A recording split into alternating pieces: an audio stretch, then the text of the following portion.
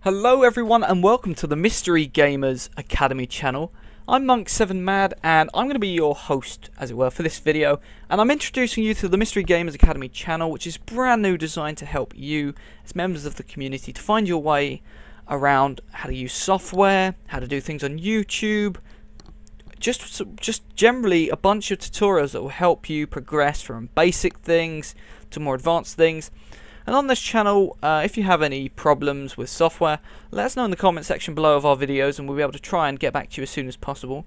If there's a large demand for certain software to be worked on, then again, leave that there. People thumbs it up, and when we see it, we'll get onto it as soon as we can. Now we're going to start off by working on 4 bits of software, which are the main 4, which we think that the members of YouTube will appreciate the most. So they're going to be Photoshop. There's going to be some Adobe After Effects, there's going to be some Sony Vegas, and finally there's going to be some Cinema 4D. Now, hopefully that's going to be enough for the time being. As time goes by, we'll try and incorporate more stuff, and we're looking for people to join the Academy to help out and post some videos. So just generally share your wisdom, and this is where I hope that you'll all remember to come back to when you get stuck with some software. Now today we're going to be doing a very focused tutorial on just the general basics of Photoshop. Now I know this is very basic, and what we're going to do is we're just going to make a quick document, and I'm just going to teach you about one of the tools. And what I'm going to do is, over the next few videos, I'll show you how to use each of the tools, and just so you get the general understanding, and when we get the basics all sorted out, we'll start pushing forward to the more advanced stuff. Now if you're already feeling you're a little bit further ahead, then you might want to head over to my channel, which is Monk7Mad. The link I'll ask to be put in the description. Anyway, so let's get on with it. Okay, so first thing, this is Photoshop CS5, and this is what I get when I open up Photoshop. This is the exact screen you'll see. The first thing that we're going to do in any software is take a little bit of a look around, and there are a few things such as the adjustments and layers which are very important, and I'm going to get to those in future videos. Today I'm just going to show you quickly how to make a document and also how to make a preset. The next video I'll be showing you some of the tools, going from the marquee all the way down to, well, pretty much as I can. Some of the tools you can't really demonstrate properly. Okay, so first thing that we're going to do is we're going to go to File in the top left hand corner and then click on New. Now in Photoshop, when you become a little bit more advanced, you tend to use shortcuts, and the shortcuts are represented here on the side. The one for new is Control and N. Now the plus symbol isn't for you to press the plus symbol on your keyboard, it's just showing you to press both of these keys. Now for some there are more keys, such as this one, and hopefully as you start remembering these, it will make your life a lot easier, and it makes working in Photoshop a lot more fluid. Okay, so we'll start off by clicking on New, and this is how we build our document.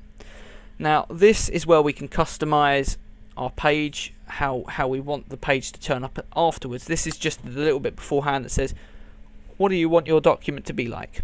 Okay, so the first thing that we can do is give it a name. So my first document. Seems pretty simple enough.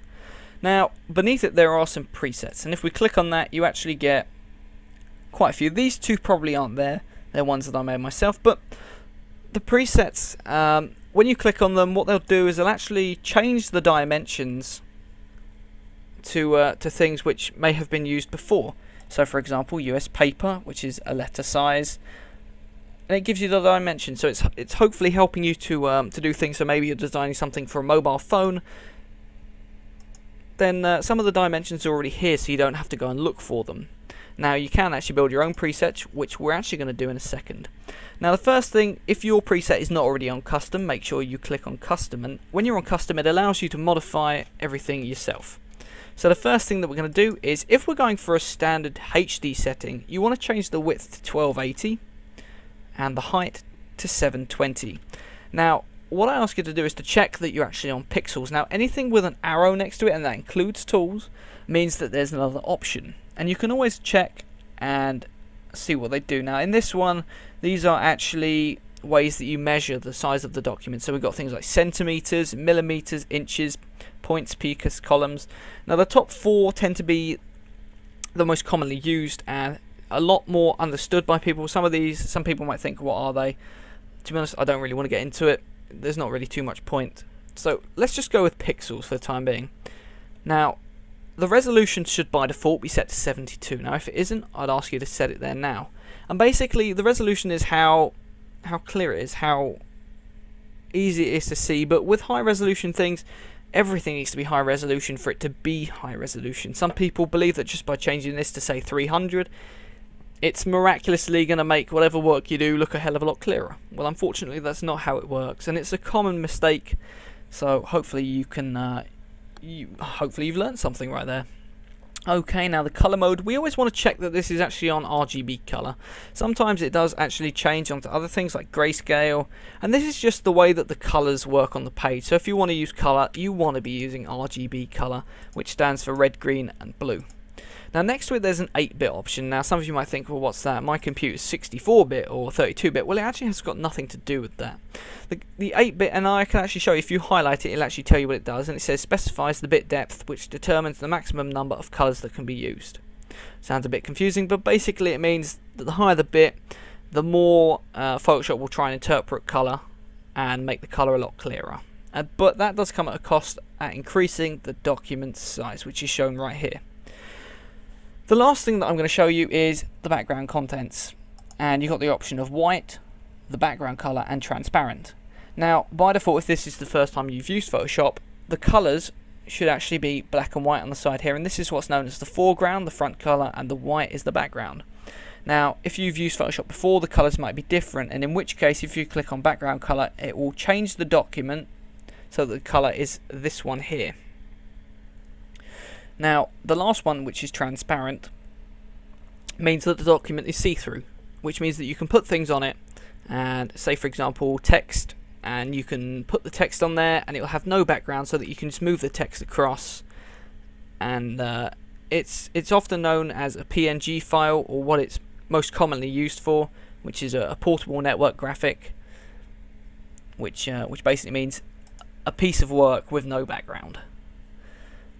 Okay, now the advanced section I honestly wouldn't worry about, and we're just going to click, if you want to save this so you can reuse it again and again, click on the save preset button, make sure all of these are selected, and you're going to give it a name. So this could be standard HD settings, and then you just click OK, and you can then from then on go into the preset option and choose your option, which will change all the dimensions to the dimensions we just made there. And when that's all done, just click OK, and you've made your document. Now this is the final thing. If at any point let's say you've made a mistake and you've changed the size wrong, if you're in the document you can actually change it yourself by going to image and then canvas size to begin with, change the dimensions on the side here to pixels, and you can change it to say 1000 if you wanted 1000 or whatever, and it will say that you might need to clip it, and you just click proceed and it modifies the document. So that's hopefully understood and how you make your very first document. In the next video we'll be working on some of the tools and showing you how they work, and thank you for watching guys. Have an absolutely fantastic day. Don't forget to come back to the Academy channel and like the video so that people can tell that it actually helps. Thank you for watching guys. Have an absolutely fantastic day. Take care.